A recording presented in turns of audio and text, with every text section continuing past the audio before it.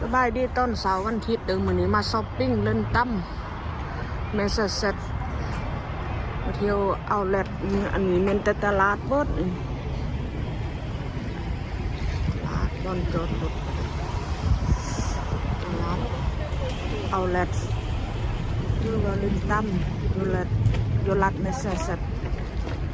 มึงสุดยอดเลยเดี๋ยวหนาวอากาศมืดครึมอันนี้ดูสนุยลงมาแน่นแต่ตลาดเบิ้ลเนี่ยทุกคนตลาดเบิ้ลเป็นสุ่มเลาะไปแต่ละบอน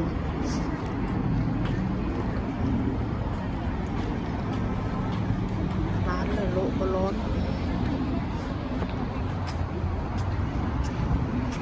เราเหนื่อยไปสร้างมาเบิ่ง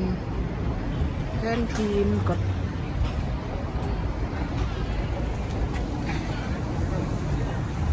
จับ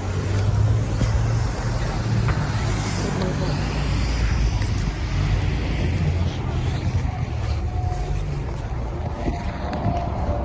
ไปดีเดี๋ยวจะตื่นเดี๋ยวเอาอะไรเป็นนักเข้าสีเห็น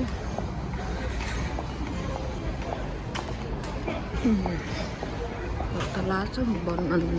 เอาบงเบิงกระเป๋าโหด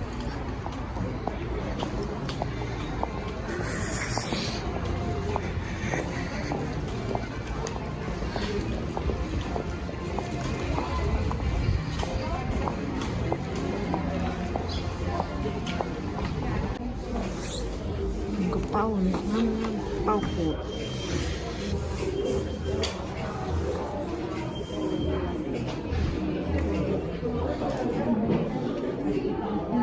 ก็ได้เลยนะครับเป้าขุ่น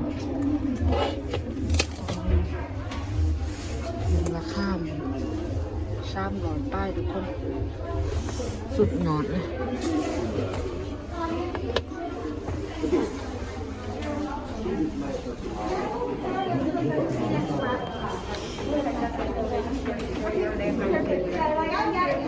เขามีคนล่าง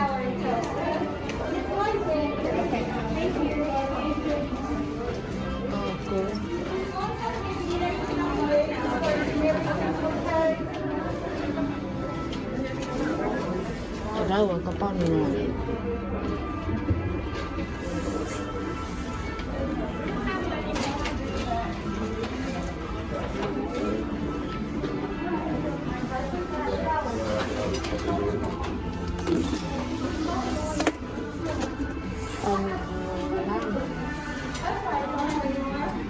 มี70% off ได้เลยโอ้ยปวดเลย500 600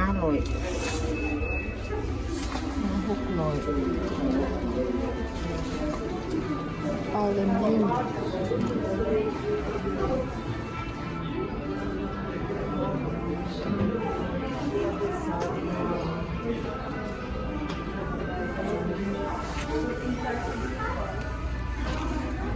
ได้300 ป้ายโหดโคตรน้ำนี่300 ป้ายนี่ก็เป้าเปะขึ้นเป้านั่งนิ่มมีแต่หน่วยงามๆแท่งเบรนเนมก็ได้สีดำนี่ก็งาม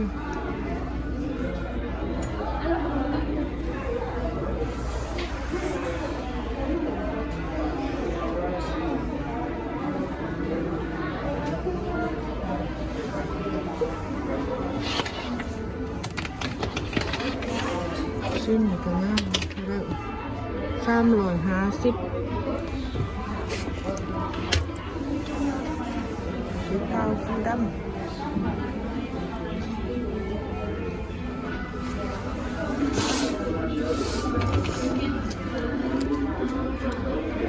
350ขอโทษเล่นเล่นเป้าโคสคุณนายคือไปอัน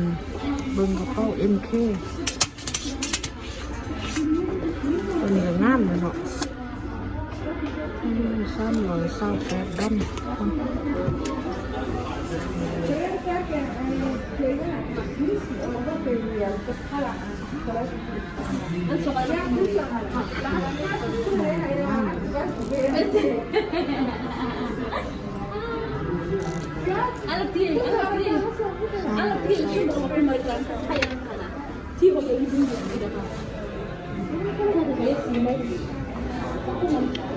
แบบนี้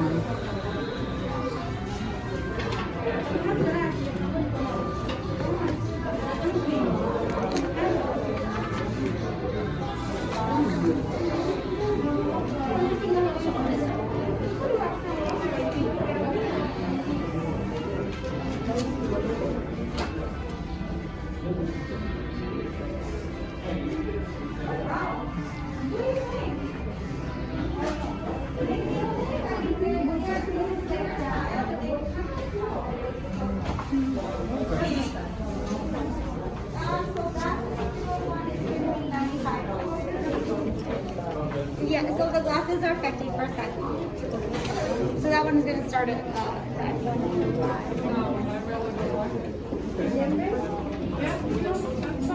different ones, that style thing.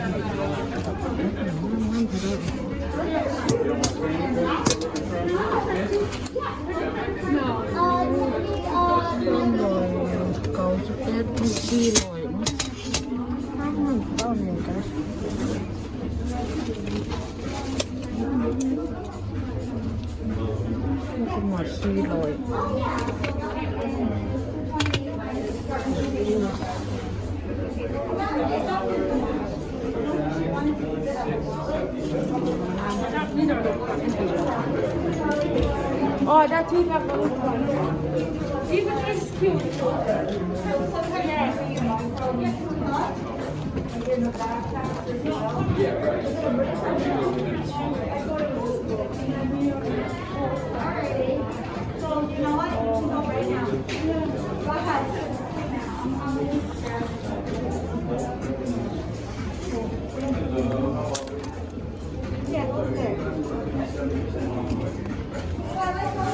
จะนอนงามก็ได้เห็นราคามัน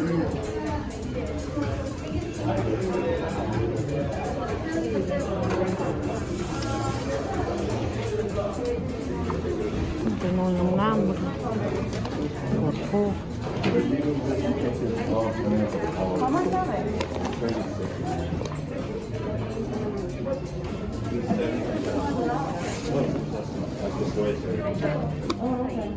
After the second attack, probably like 60.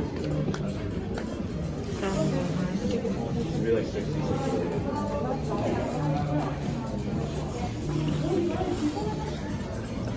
หน่อย350 50% off ก็ได้วะนี่มากอันนี้ได้งาม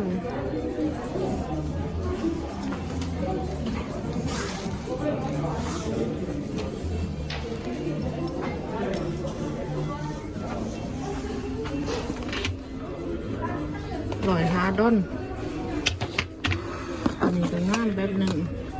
328มีแต่งามๆทุกคน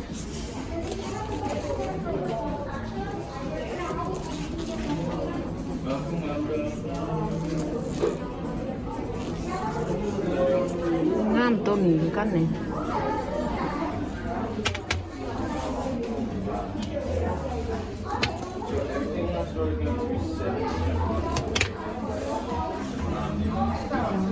มักต้นนี้งามหมดทุกคนเนี่ยมักต้นนี้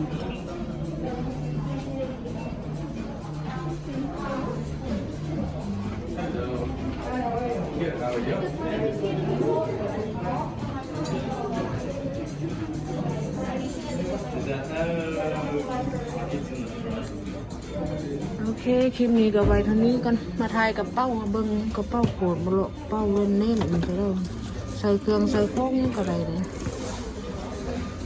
โอเคสำหรับคลิปนี้ก็ลาไปก่อนคนบ๊ายบาย